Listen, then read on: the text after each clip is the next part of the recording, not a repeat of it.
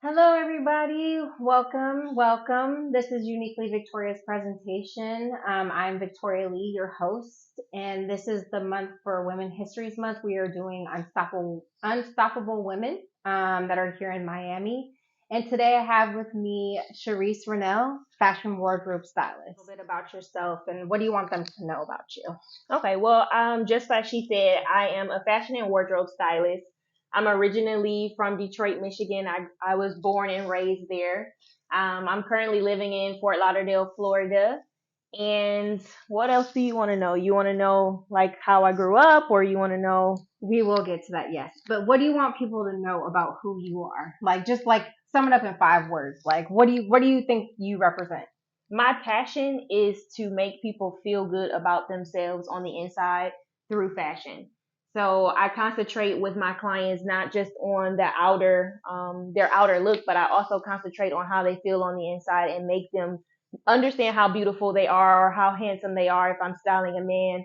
And I want them to feel confident in every room that they walk in. So that's my main goal. Yes, I love that.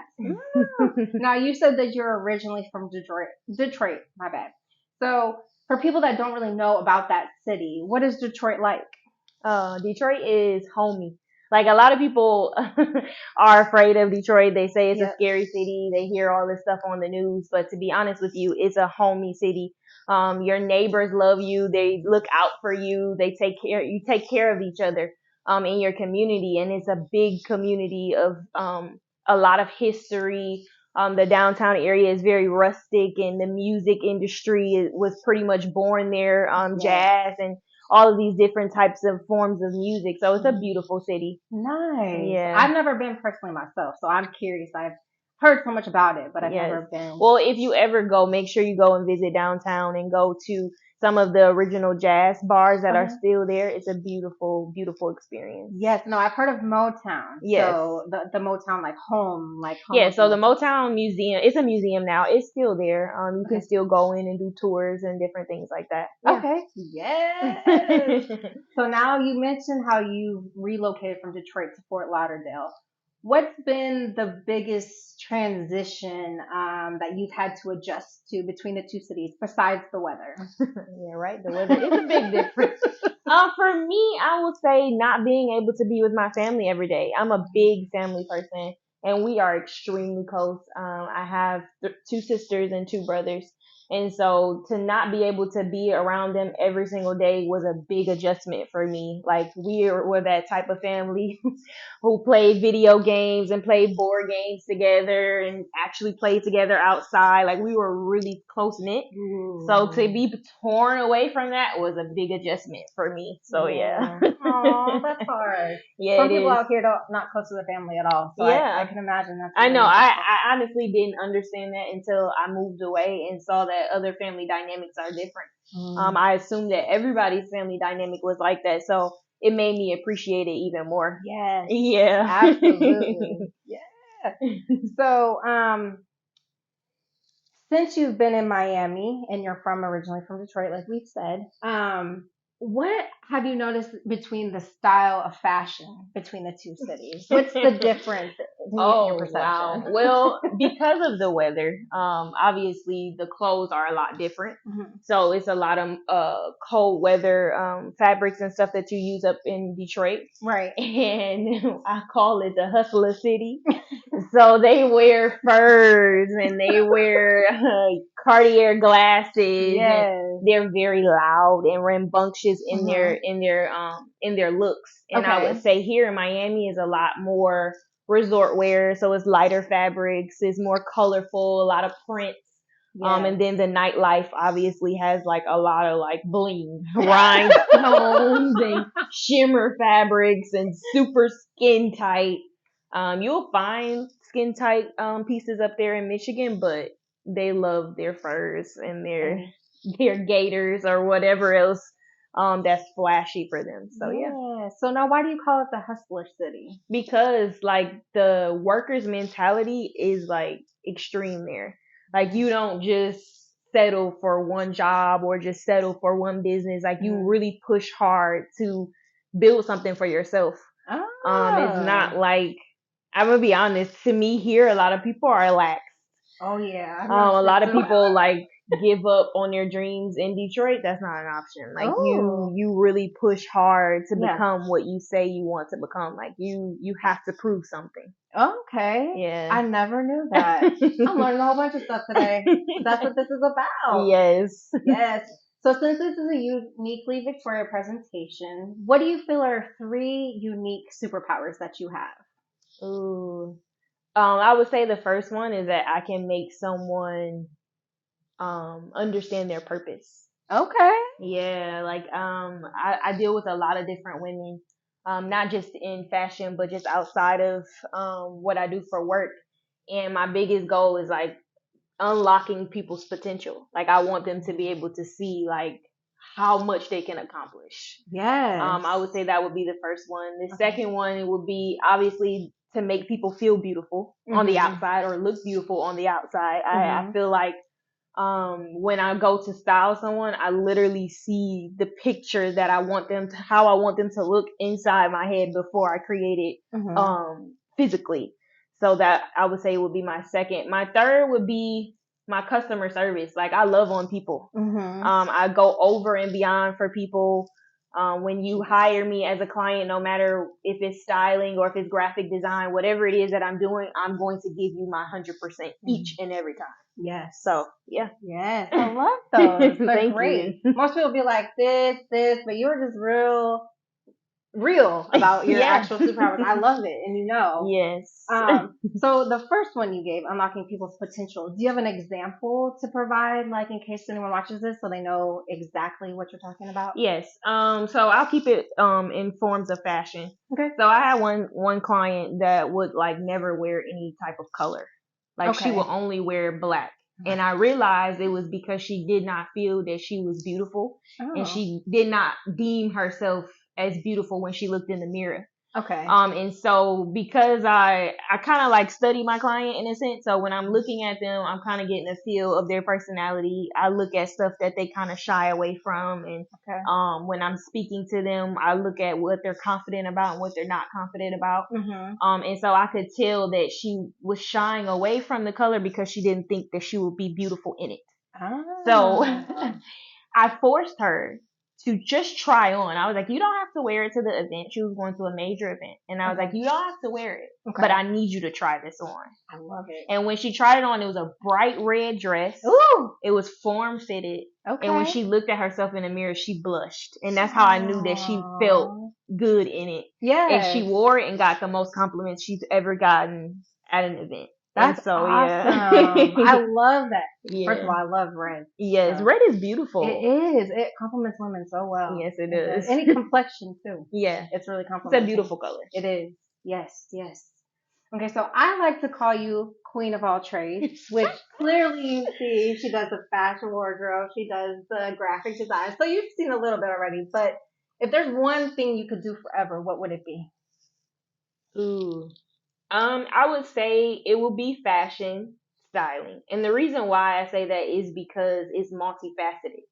Like I am able to actually interact with the client versus a graphic design. I could be 20,000 miles away. You never see me. Yes. But with styling, I'm actually able to personalize my experience with my clients. And that's what I like about styling, is being able to actually interact with the person and build community. So yeah. So back to your customer service, your superpower. It combines those two together. Yes, exactly. Exactly. It's all linked together. I love it. I love it. So this series, of course, as I mentioned, is about unstoppable women. Yeah. So how do you best overcome or tackle challenges?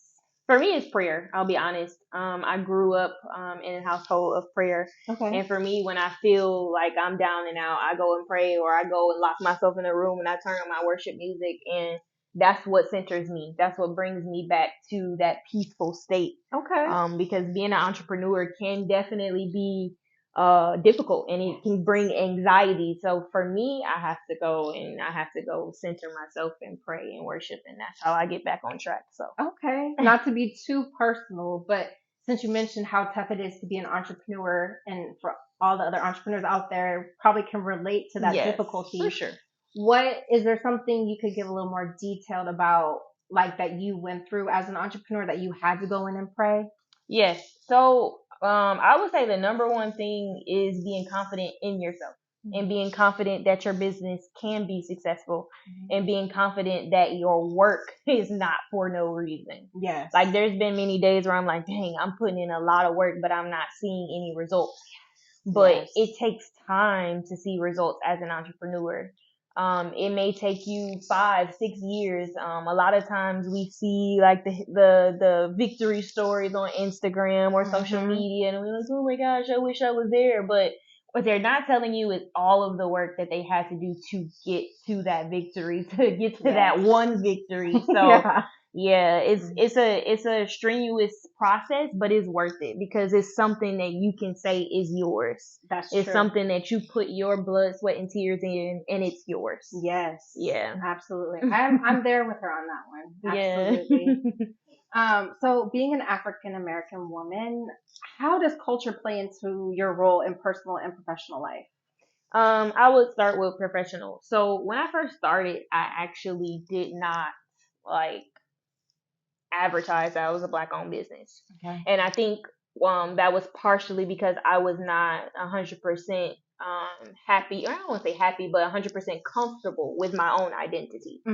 So it literally wasn't until I would say, I think it was 2 or 3 years ago, after my mom passed away, I went to Alabama where she was born, where her father currently lives. And he just took me around the city of Birmingham and showing me like the church that was bombed where the 3 little girls were inside, or the 5 little girls were inside, and they bombed it. And he took me to the African American Museum and just showing me all of these things and taking me to places where they marched and all of this stuff. And it like literally unlocked a sense of purpose and a pride of my culture. Yeah. And so from that day on, I was introduced to who I am, and I started looking more into like the history of our culture, because they don't really teach that in school, like the actual history outside of slavery. Like they don't tell you all of the amazing things that our culture has done. So from that point on, I just strive in my business to be a black owned business, but to show excellence.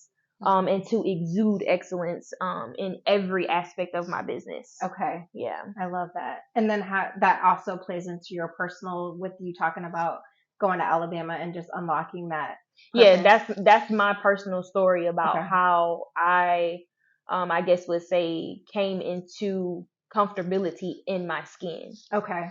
Because even as growing up, you didn't really see like a lot of black women as a beauty icon. No, like we didn't have that. Don't. Nowadays it's a little different. Like you see more of us as beauty icons, but you didn't see that back in the day.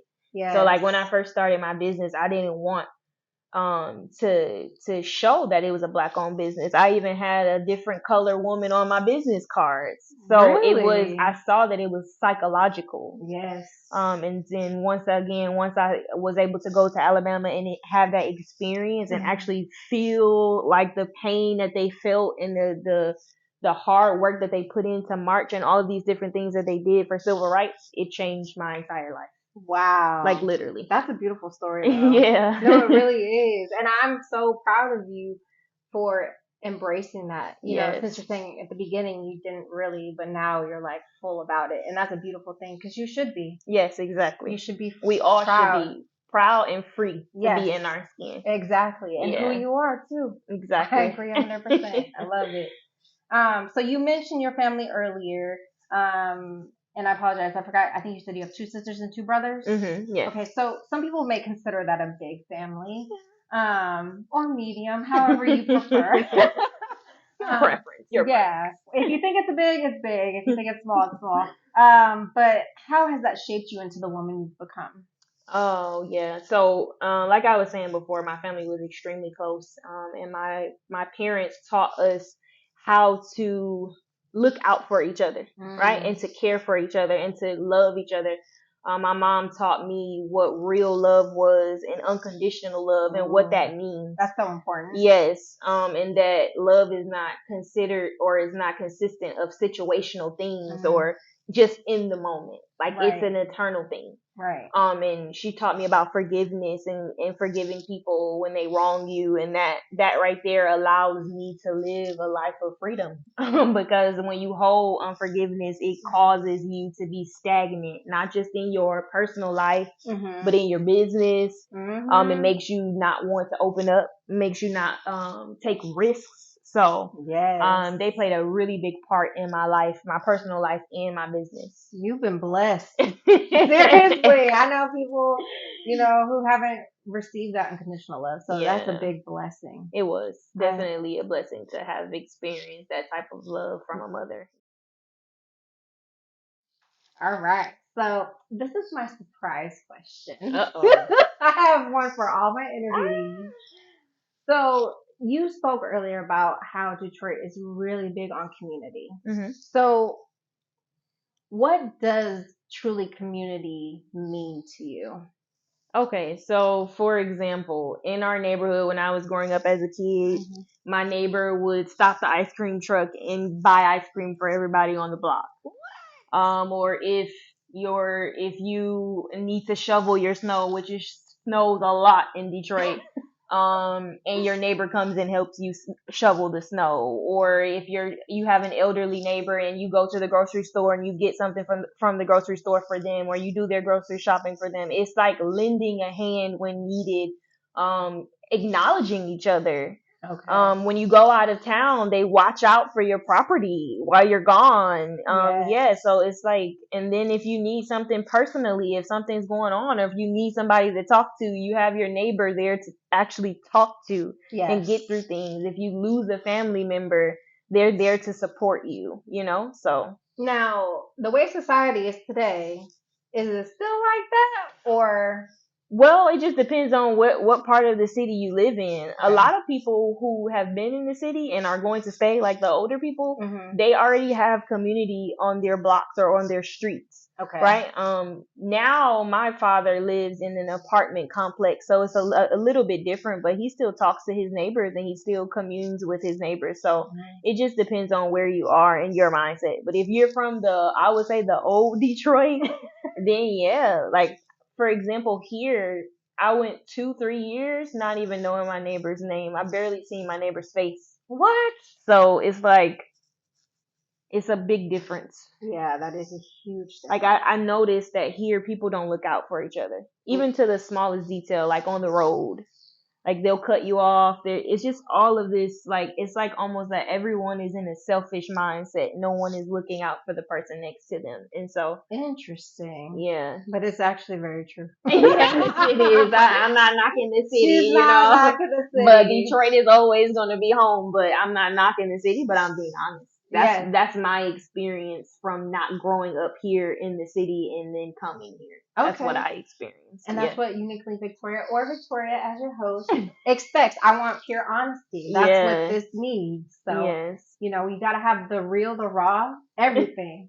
So I love that. So if you go, say I were to go to Detroit, not being from there, how do they treat transient people if you don't grow up there? I would say they treat you the same. Like, they won't know that you're not from Detroit, I would say. Really? They won't really know. They speak to you on the street. Like, when they walk past it, hey, how you doing? What's going on? Okay. What's up? How are you? You know what I'm saying? It's in the north, but it kind of gives me Southern Alabama feels. Like when you go to a southern state outside of Florida.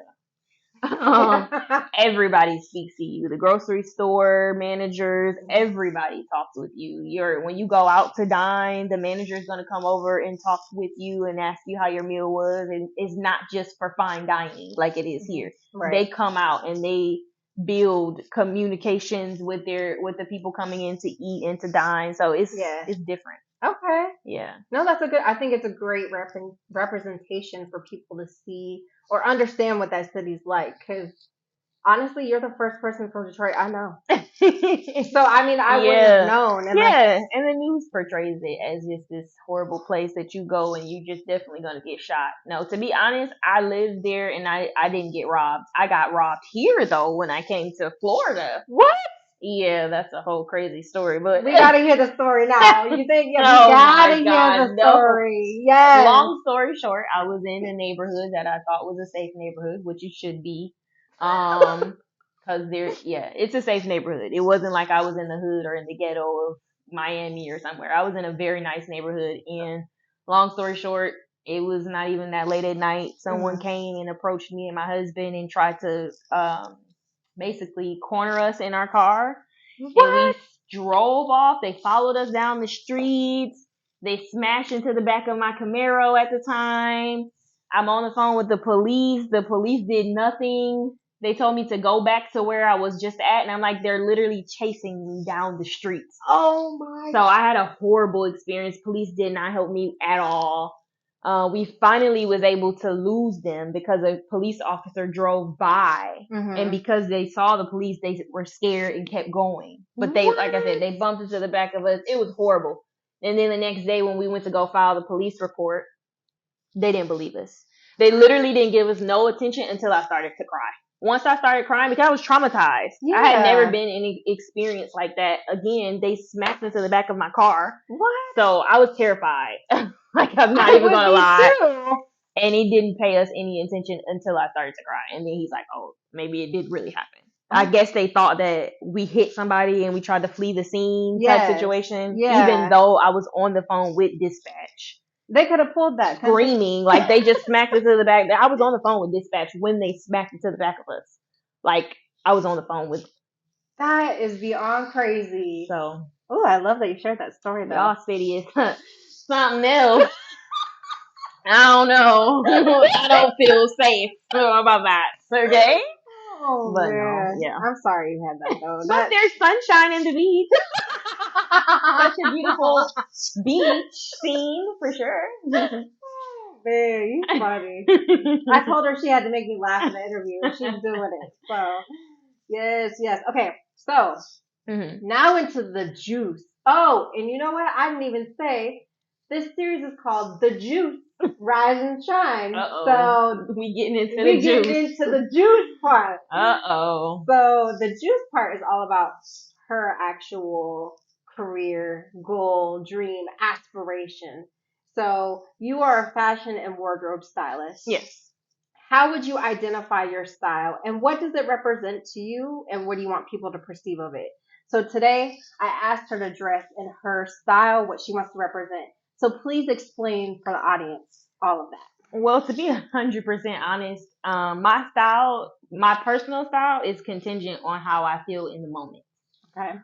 So because of this interview, this process, it was for Women's History Month. I wanted to feel beautiful. I wanted to feel very dainty and girly. Yes. And so that's why you see the beautiful, nice colors in a skirt. And then I just added some denim because my normal everyday style is very edgy. Like I love, you'll see me in joggers with heels, or you will see a random bag with spikes on it. Like I love edge. Okay. And so that's my personal style. But like I said, it just depends on how I'm feeling in that moment or where I'm going. I do feel that you are supposed to dress according to your environment in a sense, but still be yourself and still be uniquely you. Yes. But like uniquely Victoria. Yeah, she's like but yeah, my style changes up. And I would say it kind of changes with age too. Okay. Like when I start to get older, there's some things that I won't wear anymore, or there's some things that I might try out. Like I love to try new styles and stuff like that. Okay. Yeah. So how do you want people to perceive you when you are whatever you're feeling that day? What is the perception you're trying to give off? I want them to see me when I walk in the room that I'm confident, that I'm bold, and that I'm expressive. Okay. Yeah. Expressive. I like that. I'm all about expression. So I love that. I love it. Okay. One question I did want to, before I move on to my next one, is, so you say you are normally edgy. Mm-hmm. For people who aren't really into fashion, what does edgy mean? Okay, so imagine like Rihanna's style. You know how Rihanna dresses is very, like the fabrics and different things that she uses is very abrupt. Like she might have on a satin shirt with a random tulle or leather skirt. Like she mixes textures and different things like that. What Victoria does. Yeah, so edgy is to me, edgy is bold. Yes. It makes me feel like confident. That's why I dress like that, because sometimes I can be shy. So I try to exert how I want to feel on the outside. Okay. So you might see me with some heels with some spikes on it, and I'll have a bag with some spikes on it to give that raw edge. Yes. Yeah. Does it have to have spikes? No. I'm just using it as an example. Okay. Because that's like an extreme. Yes. So I just use that as an example, because I did have a period where everything had spikes, like my hair, everything, you know. Again, you go through phases. Yes, you do. It just depends on how I'm feeling. Like if I'm feeling like I need to be defensive, I might have on a purse with some spikes. Like, you want to mess with me, you know what I mean? But hey, we're women. We gotta protect ourselves. Some people use guns. I use a purse with spikes on it. You know, I'ma just be real. But that's creative. That's creative. So she's not gonna shoot you, but she'll hit you with her bag. Okay. Exactly. So love that. So what do you love about the fashion industry, and what made you get into the industry? I would say what I love about the industry is that, for one, it's expressive. For two, it's artsy. Yes. Like, that's why you see a lot of different shows and programs and different things that do art and fashion fusion. I feel like a designer's clothing or piece is their art. It's a way to express how they feel. When you look at a designer's pieces and then you look at the designer, a lot of times it could be a reflection of them, or it can be a reflection of what they wish they were. Okay. Just like an artist, a painter, or someone who draws. Okay. Yeah. So bringing that up, this is my design for Uniquely Victoria. It's beautiful. I love the color. Thank you. Bold, right? No, yes. No, I was going to ask you, so when you say they express themselves, what do you see when you see this outfit? I see businesswoman. I see a fun businesswoman. Okay. I see a woman who is not afraid to express herself through color. Okay. I see a woman who's bright and joyful and happy. Oh. I feel like when you wear that, it exudes your personality and who you Uniquely Victoria actually is. The person. I feel like it exudes that. So. I love it. Thank you. Yes. That was actually on the spot, not even playing. I love it. But she ran into that, so. Yes. All right. So what made you actually get into the industry then? Since you expressed how you love it, like what you love about it, but what made you want to get into it? Because that's where my passion was. My mom used to tell a story all the time about how I was a little girl and we would go into like this toy store. Yeah. And I would be sitting in like the cart or like a stroller or whatever. And she'll be going to check out and she'll look down and I'll have like shoes. Somehow I found random shoes in a toy store. Like anything I could have grabbed. And I grabbed cute little jelly shoes or with sparkles and rhyme. Yeah. No, not the lighter ones, but the Melissas, like the little jelly shoes. Yes. Yeah. So I would pick those up. I would pick up stuff with little rhinestones and sequins instead of toys. Yes. And so that that showed my mom that was something that I was very interested in. And when I was young, I used to tie fabrics around me to make skirts and different things like that. And so, I just always loved it. And it was a bonding moment for me too, for my grandmother. Me and my grandmother used to talk about fashion and look at fashion magazines, and she would be excited to show me fashion magazines, and we would go shopping together. So it was a bonding moment for me. And I think when she passed away too, that it made me want to make sure that I continue to pursue it, even though it's a hard industry. Fashion is not easy. It is not. It's very difficult to be successful in fashion. It's a very saturated industry, but it's worth it if you love it. Yes. And if you are able to understand the business side of fashion and how to actually produce what you want to produce and make it effective in the industry, I think it's something that you have to try.